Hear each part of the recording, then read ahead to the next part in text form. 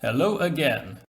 Today we look at Romania, a country that was first overrun by the Central Powers during the Great War, then emerged victorious thanks to the Entente and the collapse of Austria-Hungary.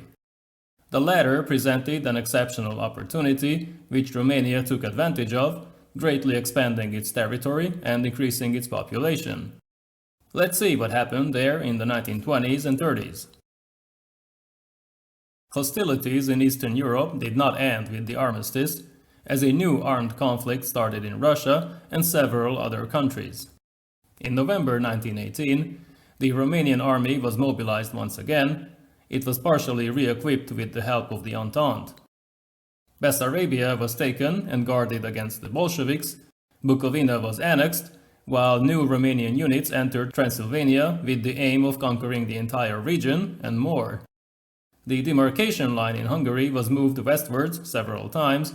This led to the removal of the pacifist Károly government and a communist takeover in Budapest. Soon the Hungarian-Romanian War broke out, which ended in a complete collapse of the Hungarian Soviet Republic and the occupation of Budapest and parts of Transdanubia. In early 1920, after tough negotiations with their own allies, Romanian troops departed Hungary, while Prime Minister Brătianu resigned. They took with them large amounts of resources as reparations, although they also had to assume part of the public debt of Austria-Hungary. Naturally, Hungary viewed the end result as a great injustice. Their primary objective was to recover some or all of the lost territories, but this had to wait. The Paris peace treaties gave birth to Greater Romania, increasing its size to almost 300,000 square kilometers, although significant ethnic minorities were also acquired. Notable among them were the Hungarians and Germans in Transylvania and the Bulgarians in Dobruja. King Ferdinand of the Hohenzollern-Sigmaringen House, who originally ascended to the throne in 1914, was crowned King of Greater Romania in 1922. His eldest son, Prince Carol, had to renounce his claim to the throne due to marital scandals, so upon Ferdinand's death, the 5-year-old Michael became king, relying on a regency council, which proved to be ineffective. In exile, Carol changed his mind and returned in 1930 and proclaimed himself king with the support of the ruling National Peasants' Party, although Prime Minister Iuliu Maniu soon resigned, as Carol would not return to his wife and stayed with Madame Lupescu, who was very unpopular. A breakaway faction of the National Liberal Party was willing to work with the new king, but Maniu's Peasants' Party started fighting against him. The new state was highly centralized. It declared that only Romanian-speaking people could work in the public sector, although Germans and Hungarians could have separate schools, publications, and judicial hearings. Integrating Transylvanian Romanians also posed a problem. This region had the most educated population, while Bessarabia was the worst in this regard. Limited resources meant that not everybody could acquire the minimum level of education, 4 years, while in higher education, humanities were still preferred by the students over science and engineering, just like in other Eastern European countries. During this period, a liberal constitutional monarchy was maintained, although towards the end, this was replaced by a royal dictatorship. The post-war years were dominated by the National Liberal Party, with Ion Brătianu in the lead.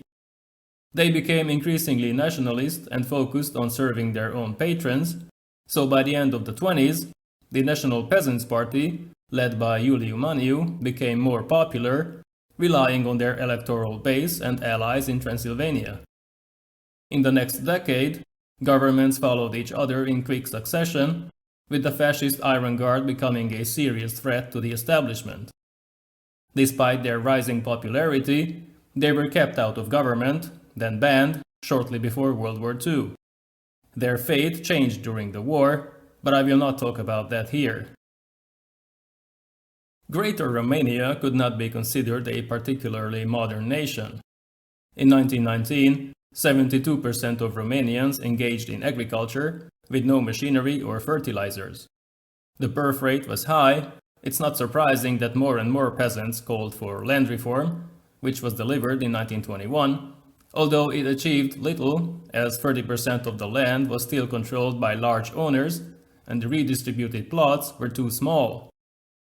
The industry went through rapid growth thanks to the newly acquired territories, but also domestic investments.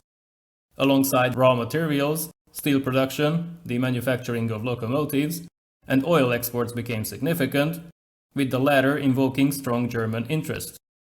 During this period, Romanian GDP more than doubled, although the Great Depression shook the country's economy. The armaments industry also expanded. Aircraft factories were established in the 1920s, French guns were built under license, along with Czech-designed machine guns, with German and British anti-aircraft guns, and the first locally built warship, a mine layer, in the late 1930s, closer to the war.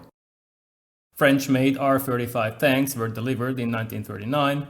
They were to be followed by locally manufactured medium tanks, like the Skoda T21 that Hungary eventually acquired, but Romanian industry lacked the resources to implement such a program, and these plans were dropped. The country's population reached 18 million by 1930. By that time, the Great Depression led to high unemployment, social unrest, and strikes, which were violently repressed. Railroad workers in 1933 protested against poor conditions, but they were attacked by the army, and the following siege resulted in 7 deaths. The economy gradually recovered in the mid-1930s, but at the same time, French influence that was predominant in the 1920s was replaced with German dominance. This went hand in hand with the further deterioration of the already weak democracy, shaken by frequent political crises, and the right of the king to dissolve parliament and call elections as he pleased. Carol disliked aristocratic women. He preferred commoners, which is why his marriage to Princess Helen was unhappy. They divorced in 1928, after which the king stayed with Madame Lupescu, who the people called the Red Queen. Her pushy, aggressive, and greedy behavior made her even more unpopular during the Depression years, which is why Carol avoided displaying her in public. He wanted to become the sole master in Romanian politics, playing the 3 major parties against each other. He wanted to use the Iron Guard to this end, but he was shocked when they murdered Prime Minister Duca in 1933. Their founder, Corneliu Codreanu, was brought to trial, but he was acquitted. His anti-elite attitude was apparently getting more popular. By that time, more parties appeared on the right, with the Romanian Front, the National Christian Defense League, which later merged with another group to create the National Christian Party, and the Iron Guard itself, which emphasized nationalism, fear of communism, and a resentment of Jewish economic influence. Carol's relationship with these parties remained distrustful, but in 1937 he appointed Octavian Goga, leader of the Defense League, as prime minister. Romania's first fascist government was thus established, but at a meeting with Hitler, Carol learned that Germany's leader preferred the Iron Guard instead.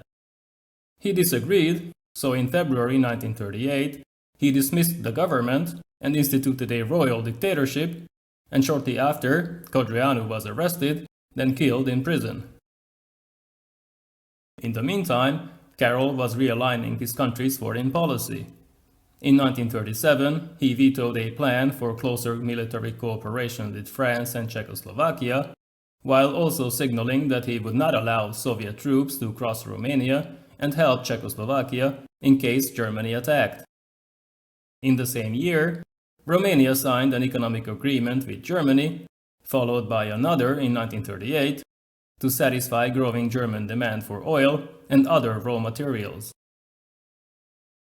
In March 1939, a new government was formed with Armand Călinescu as prime minister, but in September the Iron Guard assassinated him with German assistance.